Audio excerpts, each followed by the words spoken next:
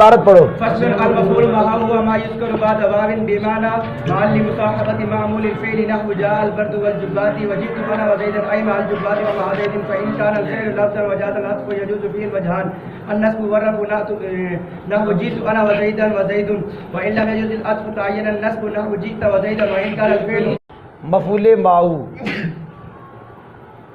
ہوا ما وہ اسم ہے جس کو واو بمانا ما کے بعد ذکر کیا جاتا ہے. بس یہ نہیں تعریف، واو بمانا ما کے بعد ذکر کیا جاتا ہے، یہ مفعول ماؤ ہے. تعریف پوری ہو گئی جی. آگے جو عبارت ہے لی مصاحبت معمول الفعل، یہ وجہ ہے واو بمانا ما کے بعد ذکر کرنے کی وجہ. یعنی یہ کہہ رہا میں کی کہنا کو دھیان نہ سنیں، یہ داتنا والے کے نزدیک مفعول لاہو ہوئی ہے. تو سمجھ نہیں لگی، پاگل کٹے ہوئے ہیں. کیونکہ یہ علت ہے یوز کارو دی جڑا ماں قبل فعل دی علت بنے ہو کی ہوندا مفعول لاہو.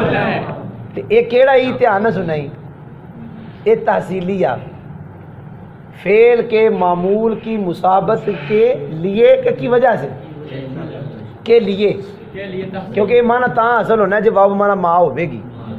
سنو میرے حال ویکھو، میرے حال مفعول ماؤ دی تری میں پھر پڑھانا لگا ایک بار. تسی تے پاگل بن نظر آونے جو پتہ نہیں کیویں پیچھے نہیں تھے. مفعول ماؤ وہ اسم ہے جو واو معنی ما کے بعد ذکر کیا ہے. میں 2-3 بار پڑھائی اگے چلا. یہ واو معنی ما کے بعد کیوں؟ کیونکہ جو مفعول ماؤ ہوتا ہے نا فعل کے معمول کا مصاحب ہوتا ہے. کی مطلب ہے یہ مطلب ہے یہ فعل کے معمول کا نسبت میں شریک ہے اور ایک زمانے میں بھی شریک ہے. یعنی دونوں کا زمانہ ایک، اور جس شے کی نسبت وہ فعل والا ہے معمول والا ہے، وہ دی نسبت یہ واو کے بعد والے کی طرف بھی ہے. یہ جو مفعول ماؤ ہوتا ہے یہ شریک ہوتا ہے فعل کے معمول کا نسبت میں اور وقت میں، کہ دونوں کی طرف نسبت ایک چیز کی اور دونوں کا وقت بھی ایک. اب ان دونوں باتوں پر دلالت واو بمانا ما کرتی ہے، کوئی اور نہیں کرتا. اس لیے ہم واو بمانا ما کے بعد اس کو لائے تاکہ سمجھ آ جائے کہ اے پچھلے معمول کا نسبت میں بھی شریک اور زمانے میں بھی شریک. یہ معنی کون دیندی ہے؟ واو بمانا، اس کے علاوہ کوئی اور نہیں دیتا. اس لیے ہم نے اس کو ذکر کیا واو بمانا ما کے بعد. مفعول ماؤ وہ اسم ہے جس کو ذکر کیا جاتا ہے واو بمانا ما کے بعد فعل کے معمول کی مصابت کی وجہ سے. اس کی مثال جال برد والجبات، یہ جڑا جبات ہے واو بمانا ما کے بعد ہے. کیوں کہ جے شاید ہی نسبت برد والا ہے او دی نسبت ادھر، تے جیڑا زمانہ برد ہے وہی زمانہ جبات، اس واسطے واو بمانا ما کے بعد. جی تو آنا و زیدن میں بھی ایسے ہی ہے، واو بمانا ما ہے، زیدن مفعول ماؤ ہے. یہ زیدن جی تو کا جو تم معمول تو ہے اس کا شریک ہے نسبت میں بھی اور زمانے میں بھی. تو واو زمانہ ما مال جبات ما زیدی. میں آیا زید کے ساتھ، سردی آئی جبوں کے ساتھ.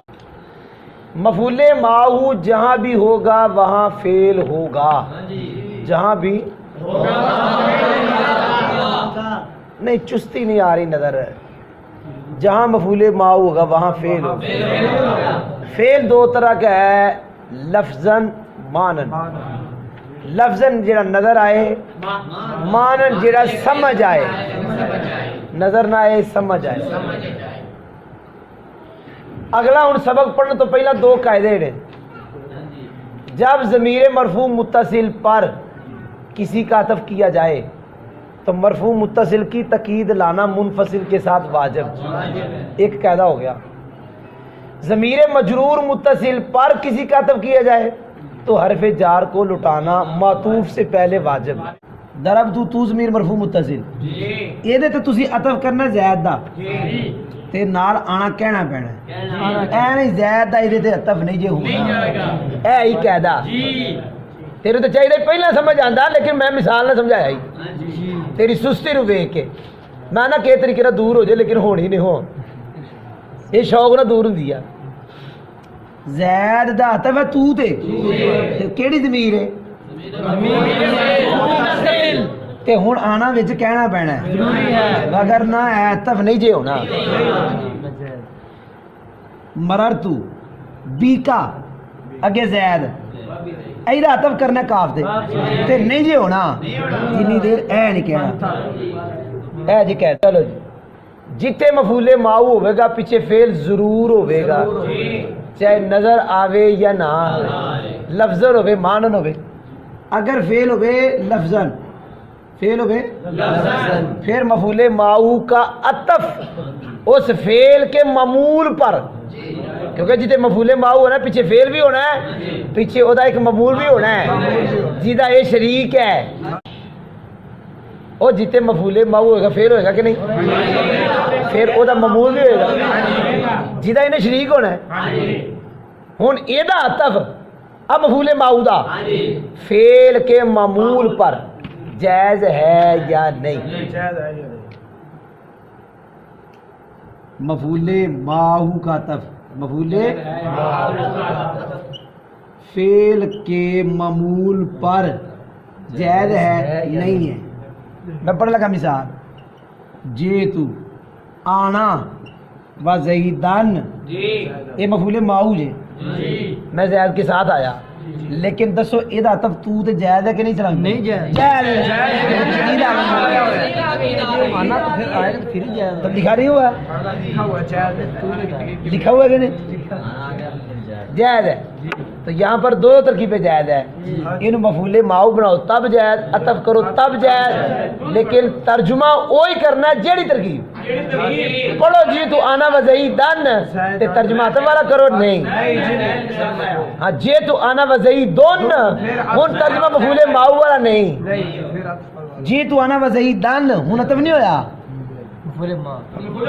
میں زید کے ساتھ آیا وزیدن ہن عطف ہویا ہے میں اور زید آئے میں پڑھا دیتا جے تے جے آنا نہ وچ لائیے ہن عطف جائز ہے تے ہن صرف مفعول ماؤ میں زید کے ساتھ آیا تے اے کیویں پتہ لگا عطف جائز ہے کہ نہیں ہو جائے پہلا قاعدہ پڑھا ہے چلو کوئی نہیں سمجھ لگی ہاں جی پہلا تاں ہی پڑھایا قاعدہ جتھے مفعول ماؤ آئے گا فعل بھی ہوئے گا تے او دا ایک معمول بھی ہوئے گا دیکھاں گے ایدا اس معمول تے عطف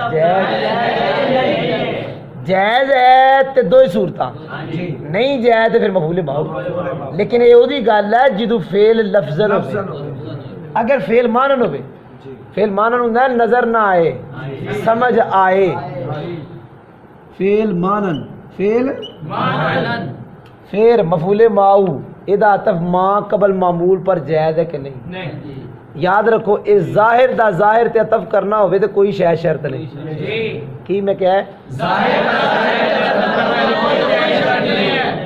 یہ مثال ہے ما لزید و امر اب احتمال تھا کہ یہ واو بمانا ما ہے احتمال تھا اور یہاں فعل تمہیں نظر نہیں آ رہا یہ ما استفہامیہ ہے تو یہاں فعل کا معنی سمجھ آتا ہے یہاں یس نہ ہو اب ایدہ عطف ایدے تے بالکل جائز جائز ہے کہ نہیں جائز اور اس میں احتمال تھا واو بمانا ما امر کا عطف زید پر جائز ہے اور فعل یہاں مانن ہے لہذا یہاں عطف ہی کریں گے پتہ چلا یہ مفعول ماؤ بنا ہی نہیں تو وہ پھر محض ایک احتمال تھا اب ترجمہ ہوگا زید اور عمر کیا کرتے کی ترجمہ ہے